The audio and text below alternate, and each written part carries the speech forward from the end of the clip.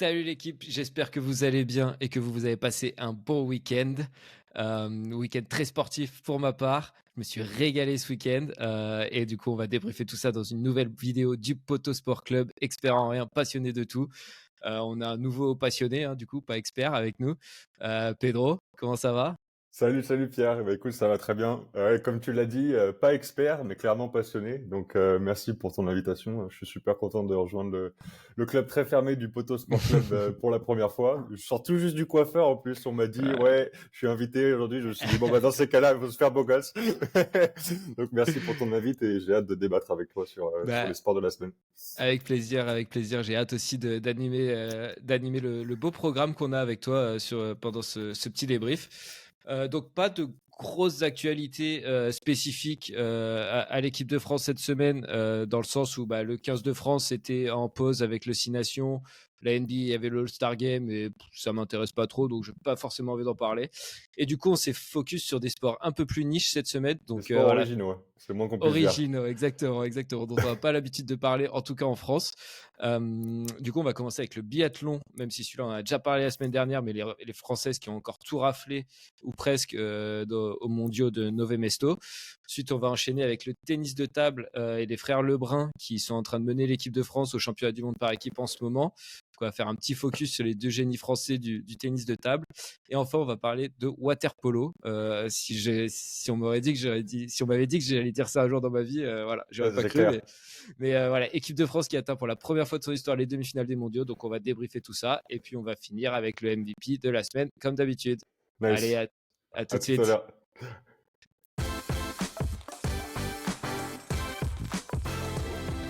Et donc on va commencer avec un premier sujet. On avait dit qu'on allait traiter des sports originaux aujourd'hui. Et ben on commence avec le biathlon. Voilà, clairement, c'est pas un des sports les plus connus et les plus populaires en France, mais il s'est passé beaucoup de choses du côté du biathlon français cette dernière semaine. On a eu en fait la fin des championnats du monde de biathlon qui se sont passés cette semaine en République tchèque, à Nové Mesto plus précisément. Ça a été un vrai triomphe pour les Françaises. Cette fois, oui, on parle bien de biathlon féminin. Il n'y a pas que le biathlon masculin français qui performe. Et ces Françaises qui ont tout raflé encore dans cette deuxième semaine de championnat du monde. Ouais, ouais, clairement, avec la première semaine où elles ont déjà tout dominé, elles font un quadruplé sur la poursuite, il me semble, ou le sprint, je sais plus, bref, c'est pas grave. Mais bon, elles font un quadruplé. Julia Simon qui est en or sur quasiment toutes les courses sur lesquelles elles s'alignent, ou 3 titres, donc 4 avec le relais. Donc clairement, les filles, elles étaient favorites avant le relais samedi, et elles ont bien assumé parce qu'elles font médaille d'or, donc Elles ont première fait le de. boulot, hein. Ouais, elles ont grave fait le boulot. Première fois de leur histoire qu'elles gagnent c'est une course, ce relais féminin au championnat du monde. Donc voilà, une bel accomplissement. Et puis Justine Brézat-Boucher, qui avait été énorme déjà dans le relais, a remis ça sur la Mastart dimanche.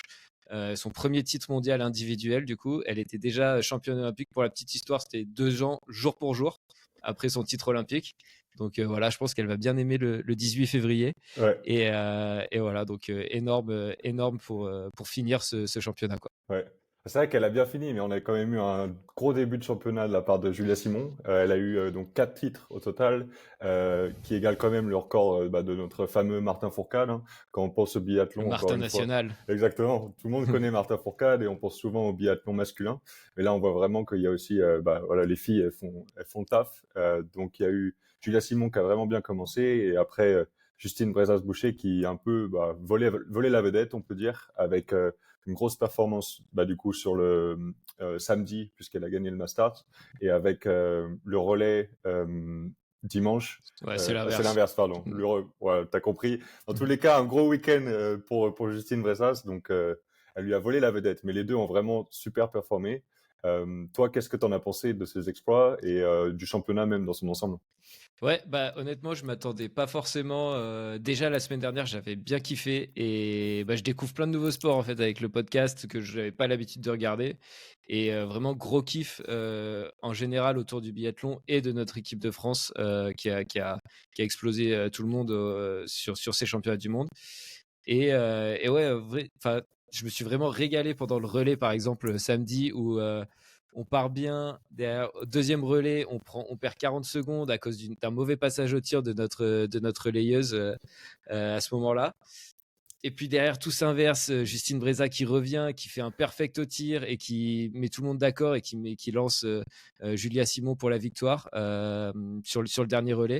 Donc c'est vraiment un sport très surprenant Ouais, et au final, voilà, tu as le côté endurance, mais tu as aussi le côté retournement de situation que ouais, tu n'as pas dans les exactement. autres sports d'endurance. Ouais, je suis d'accord avec toi. C'est vrai que de base, j'avais pas trop de connaissances dans ce sport et quand tu commences à t'y intéresser un peu, tu vois que bah il y a le côté endurant où clairement il faut être une énorme machine. Hein. C'est comme Ouais. la course, etc. Il faut être super endurant, mais il y a aussi après le côté où il faut être directement précis, où t'as beau avoir bah du coup fait cet effort d'endurance très très dur et tu dois être précis et le moindre raté va te faire perdre ces championnats du monde, perdre l'épreuve. Donc c'est aussi un kiff pour moi qui découvre le sport. Ouais, et puis du coup, tu as cet aspect stratégique au final où tu as les mecs qui mettent pas tout forcément quand ils sont sur les skis pour avoir un rythme cardiaque bas et Exactement. pas être perturbé pendant le tir.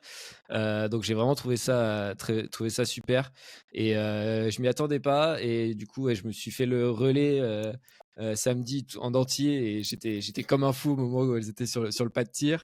Ouais. Je me suis fait la Mastart après dimanche et enfin voilà, je pris un vrai plaisir presque comme quand tu regardes une étape du Tour au final où après, ça a l'avantage de durer un peu moins longtemps qu'une Ouais. épreuve, une étape du Tour et d'avoir cette petite variante avec le tir qui peut vraiment tout changer. Donc, c'est vraiment gros kiff et agréablement surpris, quoi. Ouais, ouais, je Et suis encore d'accord avec plus toi. quand l'équipe de France finit aussi haut et bah, les Françaises ouais, Bah qui ont ouais. vraiment dominé de la tête et des épaules ces championnats du monde, quoi. Ouais, c'est ça, j'allais faire un point sur le classement des médailles et en fait, les Françaises sont tout simplement premières. Elles ont au Mm. total 5 titres avec 13 médailles au total. Donc ce qui est en fait un record absolu pour la France dans ces championnats du monde, dans l'histoire des championnats du monde. En 2016, elles avaient réussi à faire 11 et donc là, elles ont 13 médailles, 2 médailles de plus. Donc c'est vraiment une performance top. On voit qu'il y a une dynamique qui change un peu pour les femmes, bah, qui reprennent encore ce flambeau masculin, comme on en parlait, avec bah, Martin Fourcade. Il y avait aussi Quentin Fillon-Maillet. À noter aussi que bah, Quentin Fillon-Maillet, il a un peu aussi relevé la tête durant ces Mm. championnats du monde avec un titre en relais mix et une troisième place sur le Mastart. Ouais. Donc voilà, c'est vraiment une top performance. Toi, qu'est-ce que Ouais. tu penses un peu, bah, justement, le fait qu'il y ait les femmes qui prennent un peu le flambeau et il n'y ait pas que les hommes dans ce biathlon français? Bah c'est génial. Après, on aimerait forcément que les deux performent au max en même temps, mais on peut pas tout avoir non plus. Il y a les Norvégiens qui sont très forts et qui ont ça dans le sang un peu et vraiment dans leur Ouais, culture.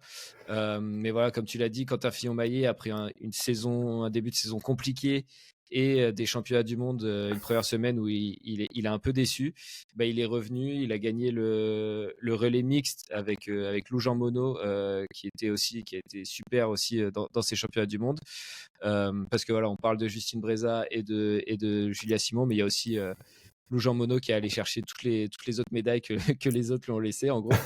Et voilà, et Quentin Fillon-Maillet qui finit troisième sur la Mastart, c'est super à la fin. Mais voilà, ça change un peu. On était habitué à voir Martin Fourcade ouais, qui explosait tout. Bah, d'ailleurs, Julia Simon a égalé je crois que tu l'as dit, son nombre ouais, de son titres dans les record. Ouais. championnats du monde. Et voilà, donc c'est juste magique à voir. Et puis en plus, je trouve il y a certains sports, pour être honnête, où tu vois une vraie différence de niveau je trouve que la différence de niveau entre Ouais, les hommes et les femmes peut vraiment impacter le sport, alors que là, bah, au final, quand c'est du tir et du ski, tu, ouais, exactement. tu vois aucune différence, donc c'est vraiment cool à regarder aussi, Ouais, et voilà c'est quoi. généralement pas sur l'endurance que tu vas voir Ouais. les plus grandes différences. Si tu regardes même le marathon, il y a peu de différence en soi en Mm. termes de temps entre les hommes et les femmes. Donc ouais, les femmes sont clairement capables de faire des belles choses dans ce sport, ça fait plaisir. Ok, top. Eh ben, écoute, je te propose d'en terminer sur ce sujet du biathlon et on va passer sur le deuxième sport, encore un sport bien original. On va le découvrir tout de suite. Ça marche, à tout de suite. On continue ce podcast des Potos Sport Club avec un deuxième sport, tout des plus originaux, si je puis dire. On va maintenant parler de tennis de table. Voilà, pourquoi est-ce qu'on veut parler de ça en ce moment? Il se déroule les championnats du monde par équipe de tennis de table. C'est en Corée du Sud, à Busan. Et il y a en fait la phase de poule qui est en train ou qui vient juste de se terminer, il me semble. Et il y a un gros enjeu pour toutes les équipes, et notamment bah, donc, la France. puisque ce tournoi, les championnats du monde, est un tournoi qualificatif pour les Jeux Olympiques. À savoir que toutes les équipes, tous les pays qui vont aller au moins en quart de finale vont être qualifiés directement pour les JO de Paris de cet été. Donc on voulait absolument parler de tennis de table cette semaine. Ouais, carrément. Et surtout qu'il y a un nouveau vent qui souffle sur le tennis de table français. Donc on n'était pas habitué au premier rôle en tennis de table. Mais là, du coup, avec cette phase de poule, on est déjà à 4 victoires en 4 matchs. On a battu le Danemark, l'Algérie, l'Autriche et l'Australie. Ce matin, ouais. Ouais, ce matin pour l'Australie. On s'est même permis de faire tourner un peu et de ne pas mettre les gros joueurs contre l'Australie ce matin. Et donc on est tranquillement qualifié pour les quarts de finale. C'est pas un sport où on brille spécialement et d'habitude on se serait pas qualifié aussi facilement même contre des équipes un peu plus faibles sur le papier. Et c'est pas très médiatisé en France. Même dans les autres pays européens, je pense qu'il y a c'est plus dans la culture, il y a plus de gros joueurs. Donc c'est un sport qui est évidemment dominé par les Chinois qui, par exemple, dans cette compétition, sont invaincus depuis 2001. Donc voilà, c'est pour ça qu'on n'en parlait pas forcément beaucoup en France, mais depuis quelques mois, on en parle un peu plus. Ouais. Et Tu vas nous expliquer pourquoi. exactement, on en parle un peu plus et on brille un peu plus, même si je puis dire, grâce à l'arrivée de nouveaux prodiges, si je puis dire, à savoir les deux frères, les frères Lebrun. Donc ils viennent un peu, ils arrivent dans le game et ils commencent à faire vraiment peur, surtout aux Chinois, hein, qu'il faut le dire, occupent toutes les places, toutes les meilleures places dans le classement de tennis de table. Donc ces deux prodiges, on peut un peu dire qu'ils sont pour moi les chefs de file Ouais, du carrément. tennis de table en ce moment français. Ils ont fait une entrée dans le classement. Ils étaient, je crois, début 2022, au-dessus des millièmes places dans le classement mondial. Et maintenant, on va avoir le grand frère Alexis qui est top 20 et Félix, le plus jeune, qui a 17 ans, qui est maintenant 6e mondial, à savoir qu'il est le premier non-chinois dans ce classement mondial. Donc c'est vraiment des perfs de fou. Ils sont tellement jeunes et ils nous régalent en ce moment avec des belles performances et surtout, je voulais le noter, une médiatisation grandissante en France. Ils sont très visibles sur les réseaux sociaux. Vous avez pu peut-être les voir sur d'autres chaînes YouTube, Instagram, etc. Voilà, cette jeunesse qui arrive donne un second souffle, je trouve, au tennis de table français et ça fait du bien parce qu'il y a les performances et la médiatisation et du coup maintenant on commence à beaucoup parler de tennis de table donc ça donne vraiment envie à l'arrivée de ces JO de Paris dans moins de 6 mois maintenant. Ouais, carrément. Et puis c'est un vent nouveau un peu. Il modernise un peu ce tennis de table comme tu avais dit qui peut être vu un peu comme le sport de gymnase pas très fun et tout Ouais. ça. Et au final, eux, ils arrivent. On les a vus dans Popcorn récemment. On les a vus aussi. Il y a un intérieur sport qui leur est consacré. Moi, je suis un grand fan de cette émission. Ouais. Je l'ai maté du coup en préparant ce sujet et il est vraiment très très cool. Je le recommande chaudement. Ouais, comme tu l'as dit, ils sont ultra précoces. Ils arrivent et ils chamboulent un peu toute la hiérarchie du tennis de table mondial. Ils ont gagné leur premier tournoi ensemble en double. Donc en plus qu'ils soient frères, qu'ils jouent ensemble en double, ça rajoute un peu de magie à l'histoire, je trouve. Les championnats de France, c'est comme à la maison, en tous les cas. Hein. Ah C'est ouais. le grand frère contre le petit frère. On voit qui est le meilleur. C'est assez marrant. Je crois qu'ils font la finale dans leur jardin, sur la table de la famille. Mais un fait marrant, d'ailleurs, je crois, c'est que le grand frère battait tout le temps Félix pendant très longtemps. Je suis même pas sûr qu'il l'ait encore battu, alors que Félix est mieux classé. Il est 6e et son grand frère 20e. Mais le grand frère avait toujours l'ascendant probablement mental sur le petit frère. Donc c'est assez drôle. C'est sûr. Et ouais, puis ils ont gagné ce tournoi en double. Alexis, le grand frère, a même battu le numéro 1 mondial, Fan Zhendong. Donc c'est comme si on avait un Arthur Fils ou un Lucas Van Nage qui battait Djokovic ou Roger en tennis, quoi. Félix a aussi gagné 2 tournois en quelques mois, donc l'équivalent d'un ATP 500 en tennis. Il est 6e mondial aujourd'hui et comme tu l'as dit, premier non chinois. Les 5 premiers mondiaux sont chinois, donc voilà, ça fait c'est très révélateur de leur niveau, quoi. Et l'an dernier, pendant les mondiaux mixtes contre la Chine, Félix, il a encore failli faire plier le numéro 1 mondial. Il a eu une balle de match et ça aurait pu relancer le match, l'ensemble du match, je veux dire France contre Chine. On aurait pu les inquiéter, peut-être même les battre, ce que personne ne fait vraiment. Donc voilà, c'est vraiment des résultats qui comptent, et notamment à l'approche des JO. Et comme tu l'as dit, une vraie émulation, même si on connaît la performance des Chinois qui ont gagné 32 des 37 médailles d'or aux JO mises en jeu. Donc clairement. voilà. Justement, en parlant des JO, moi, je n'ai qu'une seule question à te poser. Est-ce que c'est possible de faire quelque chose, de ramener au moins une petite médaille française à Une ces JO petite de tennis de breloque. table? Au moins une. Bah, honnêtement, ouais, avec tout ça, tout ce qu'on vient de dire et leur progression depuis les 3-4 derniers mois, où j'ai vraiment l'impression que ça a vraiment pété. Je pense que c'est possible de faire une médaille au moins au JO. Après, ça va être très compliqué, hein, parce que bon, on a dit, hein, les Chinois sont les 5 premiers mondiaux au classement masculin, donc ça voudrait dire battre enfin voilà, au moins battre deux de ces gars-là pour avoir une finale. Mais il y a beaucoup d'épreuves. Il y a le simple homme et femme, bon, même si on a un peu moins de chance chez les femmes, pour être honnête. Il y a la compétition par équipe. Il y a le double mixte. Donc voilà, malheureusement, on les verra pas jouer ensemble au JO en double. Ça n'est pas au programme. Mais voilà. Donc pour l'or, ça risque d'être encore un peu compliqué, je pense. Tant il y a de domination chinoise devant. Mais une médaille d'argent ou de Ouais. bronze, en attendant peut-être Ouais. mieux pour la prochaine Olympiade, Ah, c'est totalement envisageable. clairement, une médaille de bronze, une médaille d'argent, on prendrait aussi hein, dans ce sport où il y a une domination énorme des Chinois, et des Asiatiques en général. On Ouais. est clairement preneur. Et on peut ouais, encore le rappeler, Félix, il est 6e mondial, donc on n'est pas à l'abri. Voilà. Ce serait une très belle performance, mais c'est pas non plus abusé, je trouve, Ouais, de, c'est ça. Ce serait pas une énorme surprise s'il gagnait. ouais, exactement. Et puis Et- on est à la maison, on va quand même avoir le soutien des Français, donc ouais, voilà, on c'est espère que sûr. ça va jouer, amener le petit truc en plus qui ferait qu'il y aurait au moins une médaille, ça ferait Ouais. plaisir. Et surtout que c'est arrivé que deux fois au final qu'on fasse médaille. On a eu une fois l'argent et une fois le bronze. Mais voilà, jamais au-dessus. Donc pourquoi pas enrichir un peu la vitrine à médaille du tennis de table français, quoi. Ouais. Bah écoute, je te propose qu'on refasse un point sur le tennis de table dès la semaine prochaine pour avoir bah, l'évolution du coup des résultats de la performance des Français sur ces championnats du monde. Et puis on peut continuer après à faire des points réguliers jusqu'au JO pour savoir comment est-ce que les deux frères performent et aussi Ouais. les autres Français et savoir s'ils sont qualifiés et s'ils performent bien, ils sont en top forme pour nous ramener au moins la médaille qui ferait plaisir. Carrément, carrément. Top. Et juste, je pense, tu m'as fait penser là avec les points plus réguliers qu'on ferait. Je vais aussi même faire, je pense, des vidéos dédiées avant les JO pour chaque catégorie de sport. Donc, par exemple, sport de raquette, sport collectif, etc. Donc, je vais évidemment parler d'eux encore plus en détail dans ce genre de vidéo. Ouais, bah, à l'approche des JO, de tous les événements sportifs, le Poteau Sport Club, il va pas chômer, je pense, Ah, va y dans avoir les du contenu prochains à mois. faire là, c'est sûr. Top. Et ben écoute, je te propose qu'on termine avec le tennis de table et qu'on passe au sujet suivant. Et on a encore un sport assez original à débattre, donc Ouais. ça va être sympa. Je sais pas si tu as déjà essayé de faire du handball dans l'eau, mais voilà. Pas encore. Petit indice.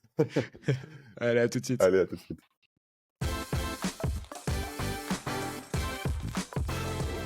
On continue ce débat sportif avec un troisième sport, encore un sport original. On va parler du water polo du coup.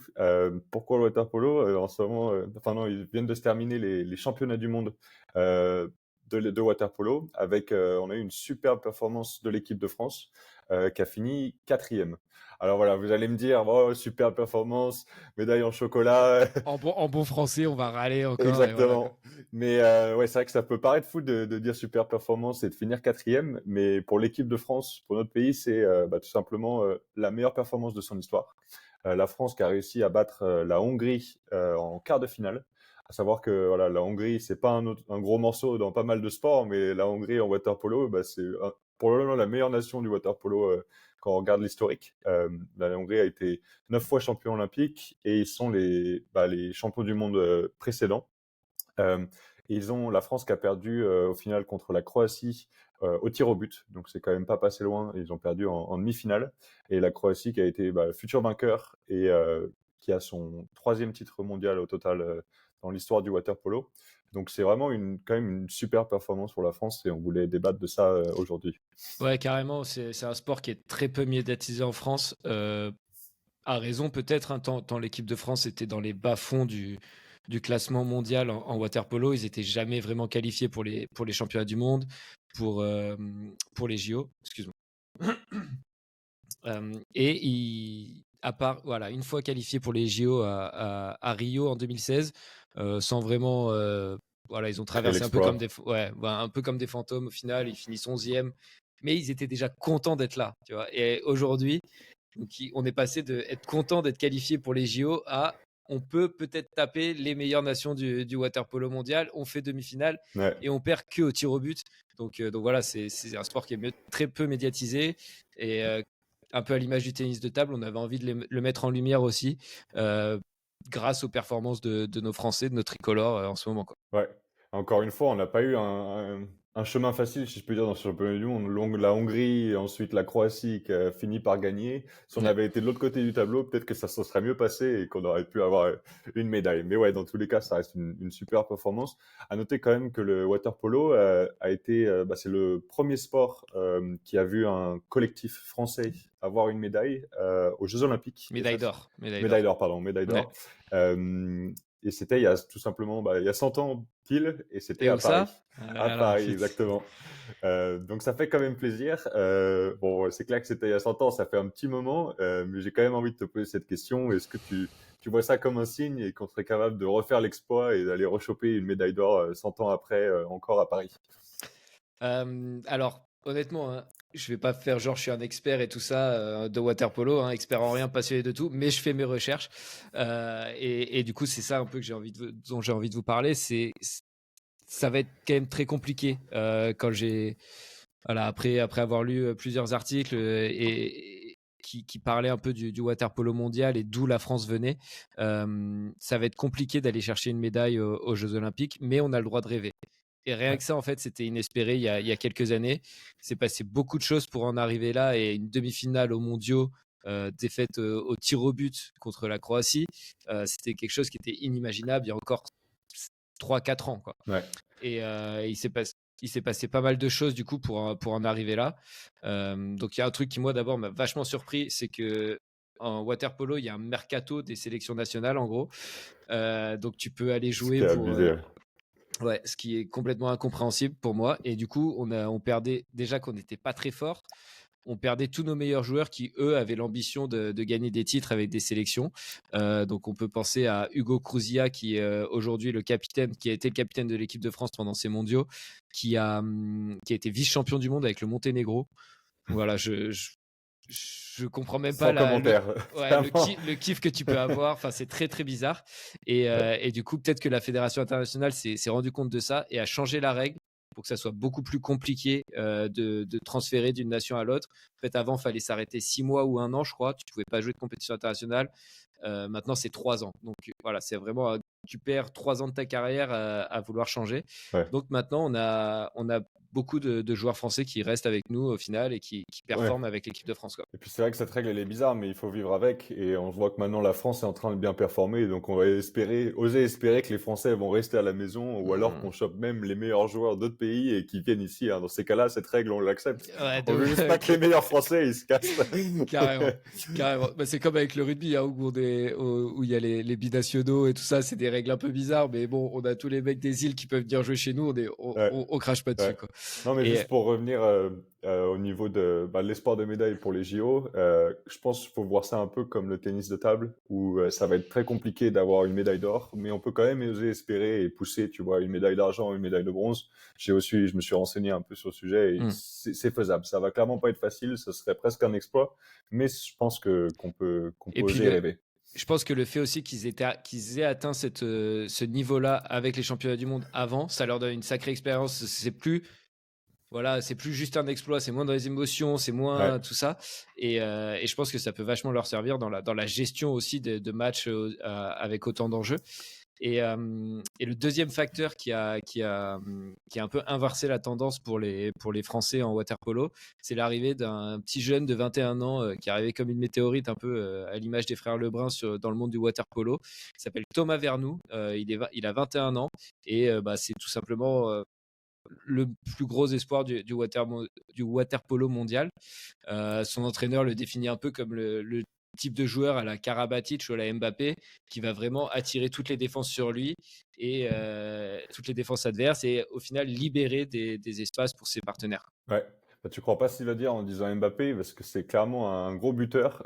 Thomas Vernou, il a réussi à choper le trophée de meilleur buteur de ce championnat du monde avec 26 buts et 6 Ouais. de plus que le deuxième. Je crois que c'était un Italien qui avait 20 buts dans les championnats du monde. Donc voilà, en étant en demi-finale, on a aussi joué le match pour la troisième place. Donc on a joué autant de matchs que les deux finalistes.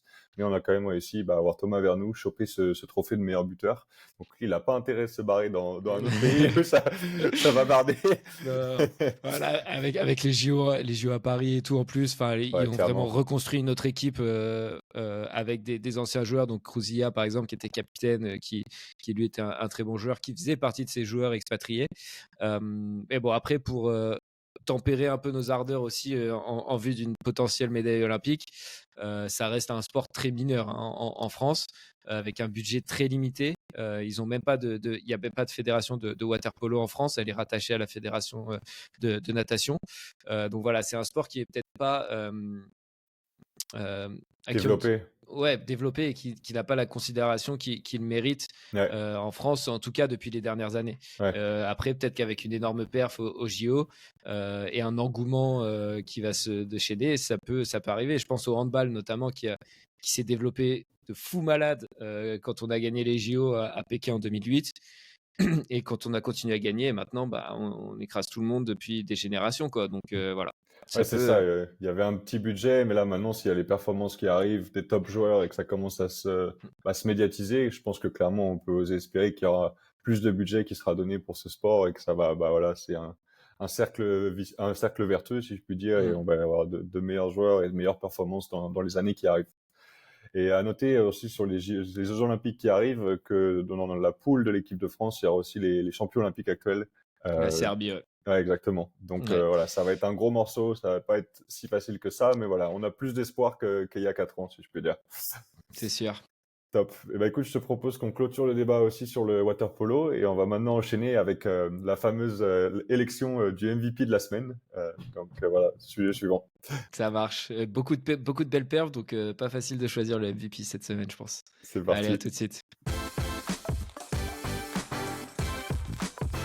Et on va donc clôturer, comme chaque semaine, ce débrief du Poto Sport Club par l'élection du MVP de la semaine, donc qui récompense la plus belle perf de nos Français de la semaine. Donc 3 nommés pour cette semaine. Justine Brézat-Boucher, bien évidemment, qui était monstrueuse sur cette deuxième semaine et qui a même réussi à éclipser Julia Simon sur le relais et la Mastart. Julia Simon, tout de même nommée cette semaine pour l'ensemble de son œuvre sur ces mondiaux et qui a eu un rôle prépondérant dans les succès aussi français en relais. Et enfin, Thomas Vernou, le Mbappé du water-polo, meilleur buteur des championnats du monde avec 26 buts et une demi-finale historique pour l'équipe de France. Donc voilà, Pedro, the floor is yours. Reste plus qu'à choisir. Reste plus qu'à choisir. Voilà. J'ai réfléchi à ces 3 joueurs, tu vois, en regardant leurs performances de la semaine et du week-end. Au début, j'avais envie, pour être honnête, de partir sur Thomas Vernou pour sa super performance, le water polo qui fait 4e, mais lui qui arrive à faire meilleur buteur avec 6 buts d'avance sur l'Italien 2e meilleur buteur. Donc c'est une performance folle, mais je trouve quand même, j'ai un petit penchant pour Justine Brézat-Boucher. Il y a eu 2 biathlètes féminines qui ont fait un super boulot pendant les championnats du monde, mais Julia Simon qui performe, elle commence à performer depuis un moment, mais Justine Brézat-Boucher, c'est ses premières médailles dans ces championnats du monde. Elle a fait première médaille individuelle, ouais. Ouais, première médaille d'or individuelle, ouais. Ouais. Et elle a fait un effort de fou pendant le relais. Moi, je trouve qu'elle a vraiment brillé. Là, surtout le week-end qui vient de se terminer, elle a fait un top effort. Donc moi, je dirais quand même Justine Brézat-Boucher, MVP de la semaine, et ensuite Thomas Vernou, et ensuite Julia Simon. Mais je suis curieux de savoir ce que toi t'en penses et si on a le même avis. De toute façon, c'est toujours l'élection du MVP, elle est pour mon co-animateur de la semaine. Donc je suivrai ton choix. Non, mais je veux pas que tu choisisses, mais bon, au moins donne ton avis quand même. Je serais parti sur Justine Brézat-Boucher également, parce que si on prend juste cette semaine et le MVP de la semaine, c'est évidemment sur la semaine qui vient de se passer. Ouais. Elle a été énorme et elle a éclipsé Julia Simon sur le relais. C'est elle qui nous remet sur les bons rails après un passage compliqué en deuxième relais. Et puis, comme tu l'as dit, c'est plus historique. C'est sa première médaille d'or individuelle. Donc voilà, monstrueuse performance pour Justine Brézat et l'ensemble du biathlon français sur ces championnats du monde. Écoute, je suis bien content qu'on ait trouvé un accord. Et du coup, on va rester poteau et je vais être réinvité au Poto Sport Club. Ça fait plaisir. Ça arrive pas souvent qu'on soit d'accord. On a des petits arguments parfois, mais là, ça va. Et ouais, c'était très cool en tout cas de faire cette émission avec toi pour que vous sachiez tout sur Pedro est un grand fan de MMA et de sport d'endurance et tout, donc on le reverra sûrement prochainement quand il faudra débriefer ce genre de sport. D'ailleurs, il me semble qu'il y a un petit quelque chose qui arrive bientôt, donc on va en parler, on va voir comment on peut s'organiser tout ça. Et puis voilà. Écoute, C'est bah merci, ça fait super plaisir pour ton invite. Et ouais, j'ai vraiment hâte de rejoindre le podcast et de revenir et débattre sur ces sports-là ou d'autres sports. C'était vraiment un plaisir. Merci à toi. Bah, merci à toi. Et puis, bah, nous, on se dit à la semaine prochaine, sauf s'il y a des vidéos, des sujets qui méritent une vidéo spéciale comme le transfert d'Mbappé cette semaine que j'ai faite. D'ailleurs, si vous ne l'avez pas vu et toujours d'actualité, vous pouvez aller faire un petit tour. Et puis sinon, on se dit à la semaine prochaine, lundi, pour de nouveaux débriefs. Ciao l'équipe. Salut l'équipe.